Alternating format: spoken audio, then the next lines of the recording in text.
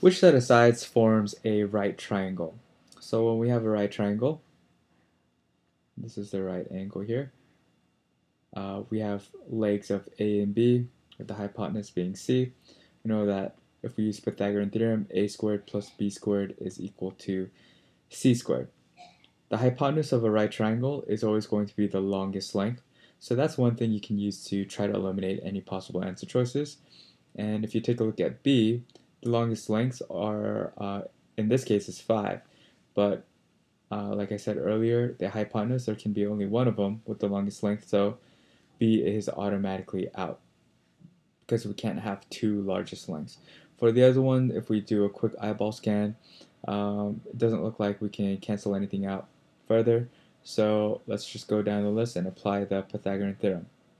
2 root 3 squared plus 2 root 3 squared equals 6 squared. Let's see if this is true.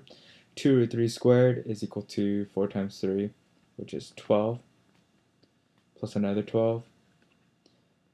This is definitely not true. 12 plus 12 equals 24 and not 36. So A is out of the question. If we go down to answer choice B, if we took out all of these lengths, the longest length in this case is 4 root 3. So our legs are 2 and root 3. 2 squared plus root 3 squared, we need to check to see if that is equal to the hypotenuse squared. So we have 2 squared, which is 4, root 3 squared, which is 3, and that's equal to 16 times 3, which is 48, and we're way off here. 7 does not equal 48, so I'm sorry, I wrote B here, but that's actually C. C is no good as well.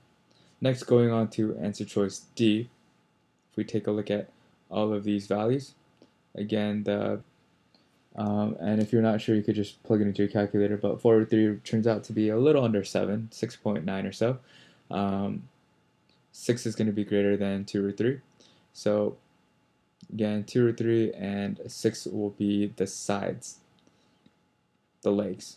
So 2 root 3 squared plus 6 squared, we need to check and see if that is equal to 4 root 3 squared.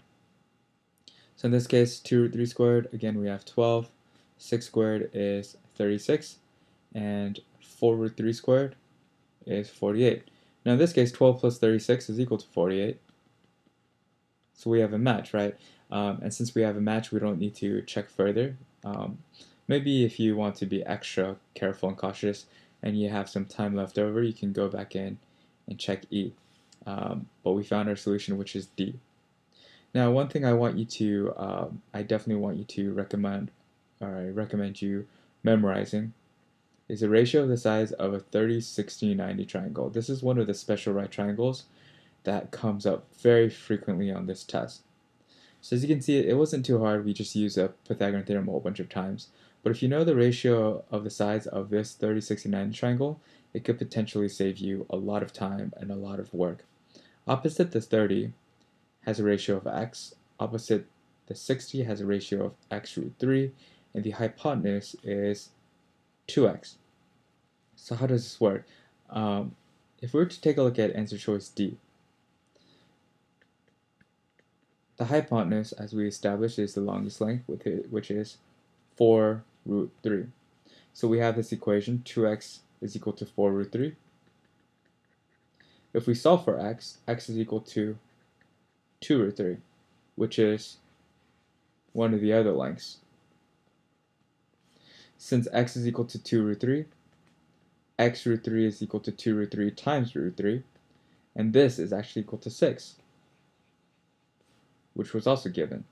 So as you can see, if you know the relationship of the sides of a 30, 60, 90 triangle, it's a lot faster. You can just plug it into these three ratios and see if they're true.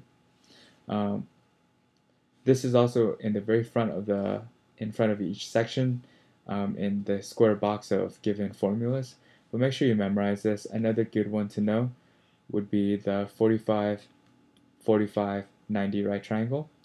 This is an isosceles right triangle where the sides have length s, and the hypotenuse would be s root 2.